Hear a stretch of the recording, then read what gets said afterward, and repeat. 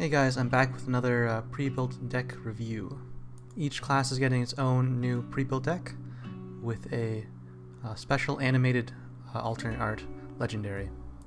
By the time you see this video, these pre-built decks should already be out.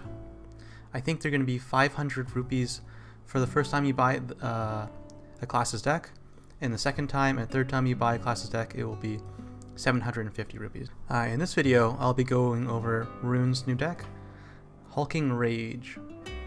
A quick glance through the deck list, you'll see that this is a mix of Earthright and followers that have spell boost effects.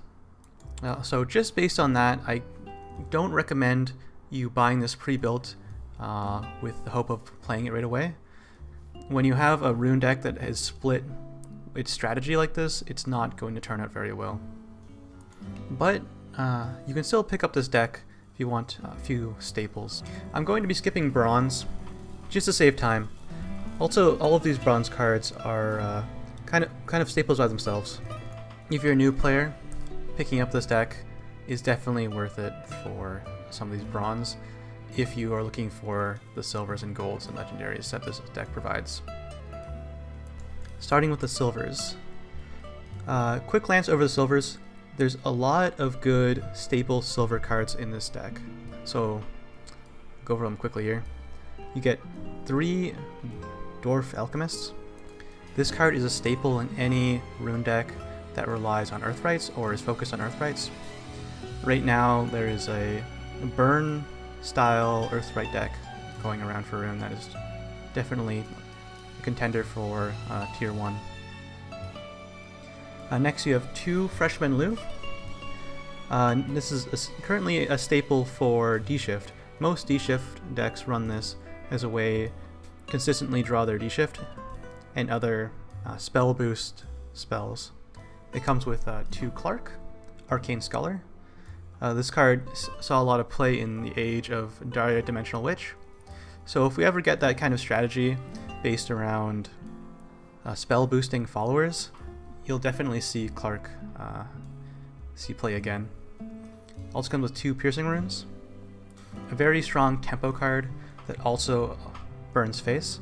So this card is currently seeing play in the Earthright burn deck. It also sees some play in D-Shift strategies. Also, if we get a Daria deck back in the meta, this will probably see play in there as well. Then we have 2 Flame Destroyers. Another staple for D-Shift.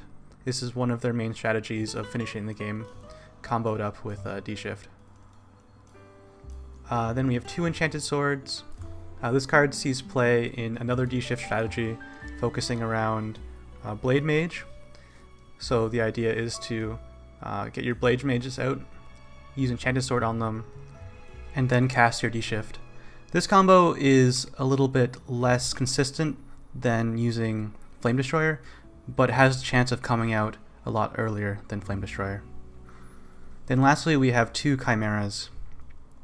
This card sees a little play, like really fringe play, in Daria strategies or in some D-Shift decks, but it's pretty rare to see the Chimera.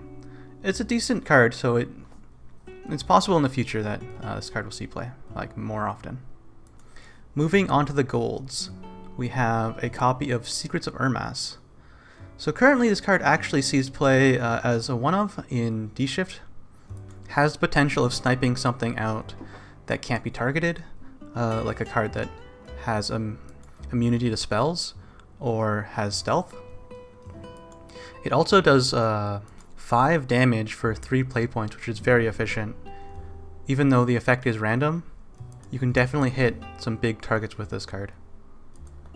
Then we have a copy of Magic Girl Melvie. This card used to see play in the Burn Earthright deck, just another way to fill up your hand. Currently it's not seeing play in that deck, but it has potential of coming back in aggressive strategies that use all their cards up in their hand real fast. This card's especially good when you're playing against a control deck, because most of the time they will have more cards than you, so you'll get more benefit from the Magic Girl Melvie. Next up we have Professor Taboos. This card is very strong in Earthright strategies. So if you're playing like a mid-range or control style Earthright deck, this card definitely will see play in that deck.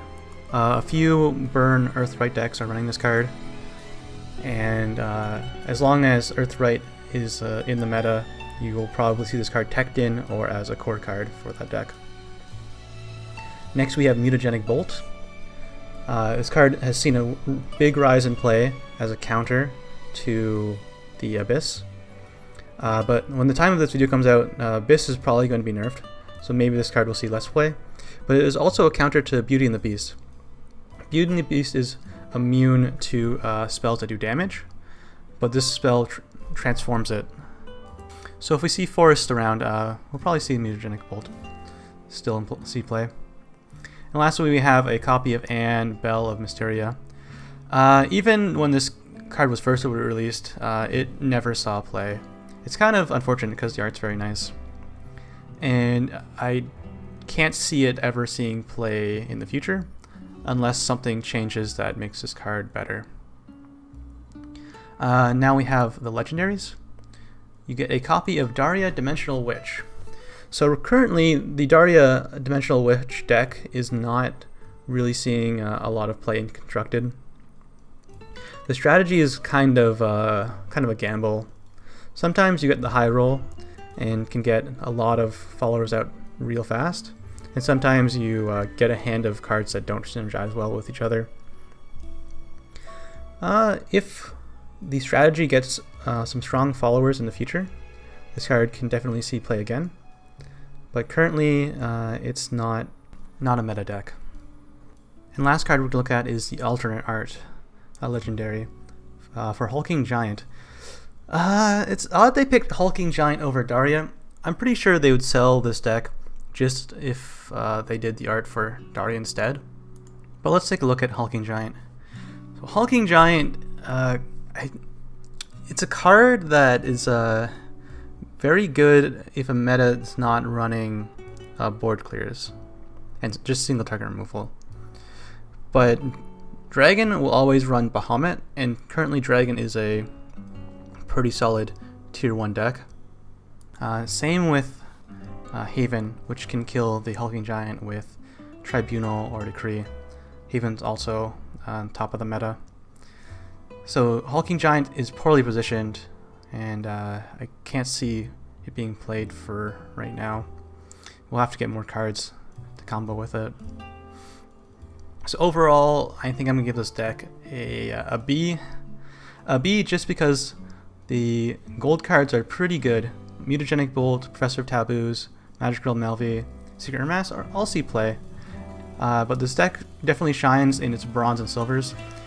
So you won't get much worth from your vials to money ratio, but you get a lot of staples if you're a new player. So I probably wouldn't recommend this deck for intermediate players looking for golds and legendaries.